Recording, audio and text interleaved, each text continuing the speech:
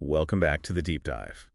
So if you're working in the print-on-demand home decor space, we're here to tell you something pretty big. You basically have to tear up the last decade of design rules. Exactly. That whole era of Scandi minimalism, the pristine white walls, it's officially over. It's done. Our mission today is pretty simple. We're diving into the sources to pull out a real blueprint for succeeding in the 2025 market. And the aesthetic isn't just generic maximalism. The research is calling it something much more specific. Curated chaos. I love that. I do too. It's less about random clutter and more about, strategic choices. We're going to unpack 4 key pillars for you. Okay, what are they? The specific product niches that are driving sales, the actual search terms that convert, and maybe most importantly, solving a huge technical problem. Which is? Decorating for high moisture environments. Think bathrooms. Okay. Let's start with the trends then.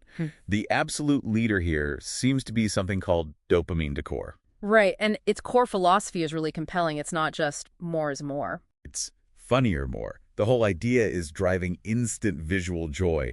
That color and humor can, actually lift your mood. And what's fascinating is how specific the motifs are getting. The sources point to the disco ball as a sacred icon of this movement. A sacred icon, so it's everywhere. Everywhere. On planters, on pillows, you name it. And that's happening alongside this massive revival of 70s and 90s kitsch. So think smiley flowers, mushrooms. Yes, all highly graphic, super loud statements. Okay, so shifting gears from the bright and loud. Yeah. Let's talk Animalcore. We know lacquer print is kind of fading out. It is. But the sources highlighted one visual that I have to say, it completely shocked me. Let me guess. The sardine. The sardine. A pinned fish print.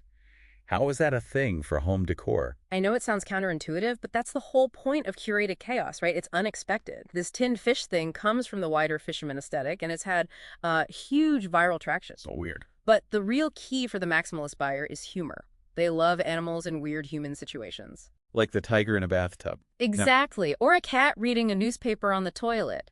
People are buying prints that genuinely make them laugh. That makes sense. And just quickly, for listeners who want that moody, more refined vibe, there's a counter trend. Western Gothic. Right. Aimed at that luxury customer.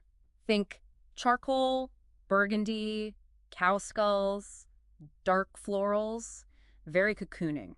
So we have all these wild trends. How do we actually monetize them? Okay, this is key. You have to focus on the conversion phase of the search funnel. Meaning you're going after the buyer who already knows what they want. Precisely. You need to be optimizing for those really specific long-tail keyword clusters.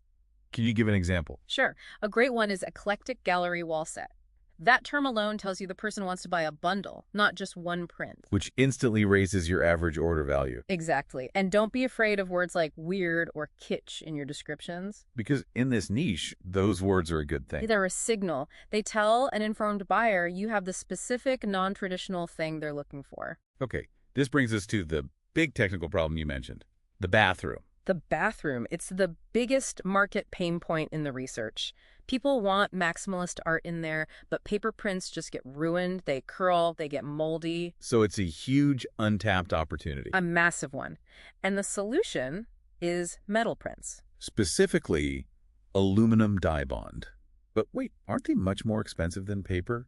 Is the market really going to pay that much more? They will, because you're not just selling a picture, you're solving a real functional problem. And the why is simple. It's dye sublimation technology. Meaning the ink is baked into the metal itself. Exactly. It's not sitting on top waiting to get wet. It's completely sealed. It's waterproof. It's durable. It is, hands down, the king of bathroom art. So the big takeaway, the strategic action here for everyone listening is pretty clear then. It is. You have to merge the aesthetic trends, the sardines, the tigers, with this technical superiority. Right. You could even create a dedicated product line, call it spa-grade bathroom art or something similar. That gives you an immediate, unique selling point. It solves the customer's biggest problem right out of the gate. So to wrap this up, let's leave you with a final thought to explore. Go for it. Okay, we know the tiger in a bathtub is huge, and we know people need durable materials for that space. So how will the inevitable rise of, say, witchy or Western Gothic bathroom themes drive even more demand for premium stuff like metal and acrylic? But maybe more importantly, what's the next big viral animal in a bathroom hit going to be? Exactly. What's the thing that finally forces the entire market to accept waterproof decor as the new standard? Something to think about.